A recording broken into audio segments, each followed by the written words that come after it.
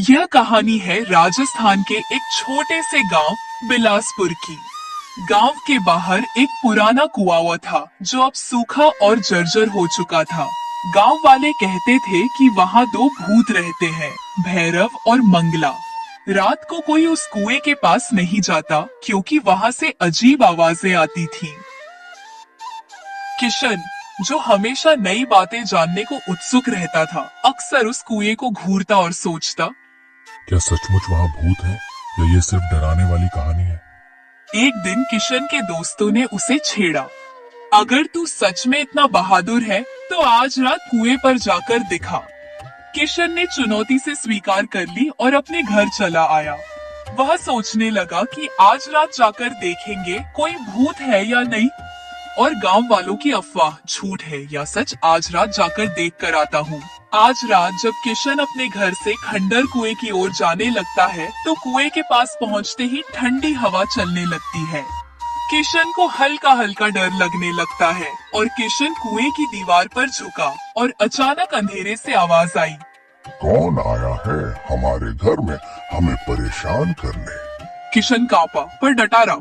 कुएं से पहले मंगला भूत निकला। उसका चेहरा डरावना था लेकिन उसकी हंसी गुदगुदाने वाली थी। अरे वाह, नया मेहमान, चलो मजे करेंगे।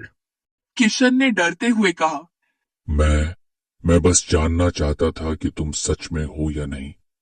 हाँ, तूने यहाँ आकर बहुत बड़ी गलती कर दी। हाँ बच्चा, हम सच में हैं, पर हमारी कहानी तू सुन ले। अचानक भैरव भूत प्रकट हुआ और वह बहुत ही गुस्से में था और आंखें बिल्कुल लाल थी। बोला, सालों पहले इस कुएं में दो नौकरों को धोखे से मारकर फेंक दिया गया था। वही हम हैं। जब तक कोई हमारी सच्चाई दुनिया को नहीं बताएगा, हम मुक्त नहीं होंगे। किशन हैरान था। उसने पूछा, तो मैं तुम्हारी मदद कैसे कर सकता हूँ? अगर तू सच में मदद करना चाहता है तो आज रात यहीं हमारे साथ रह। अगर तू डर कर भाग गया तो हमेशा के लिए यहीं कैद हो जाएगा। किशन ने साहस दिखाया और कुएं के पास बैठा रहा। रात भर अजीब आवाजें, साये और ठंडी हवाएं उसे डराती रही। मंगला भूत बीच बीच में मजाक करता रहा ताकि किशन हिम्मत न हारे। पूरी रात किशन कुएं के पास बैठा रहा और बेटे बेटे उसे नींद आ गई और भूत कुएं के अंदर चले गए। किशन की आंख खुलते ही उसने देखा कि सुबह हो गई और वह अपने गांव चला गया। किशन ने घर आकर अपने माता पिता को सारी बात बताई। किशन के माता पिता और किशन गांव वालों से बात करने जाते हैं।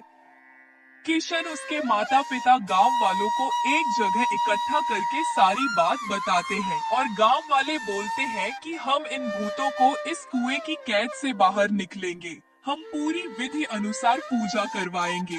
दीपक की रोशनी और मंत्रों के बीच भैरव और मंगला की आत्माएं धीरे धीरे शांत होकर गायब हो गई। जाने से पहले मंगला ने हंसते हुए कहा, धन्यवाद बच्चा, तू सबसे बहादुर इंसान है। मैं भैरव में धन्यवाद देता हूँ बच्चा। अब हम आजाद हैं तेरे कारण। कुएं की वह जगह अब डरावनी नहीं रही।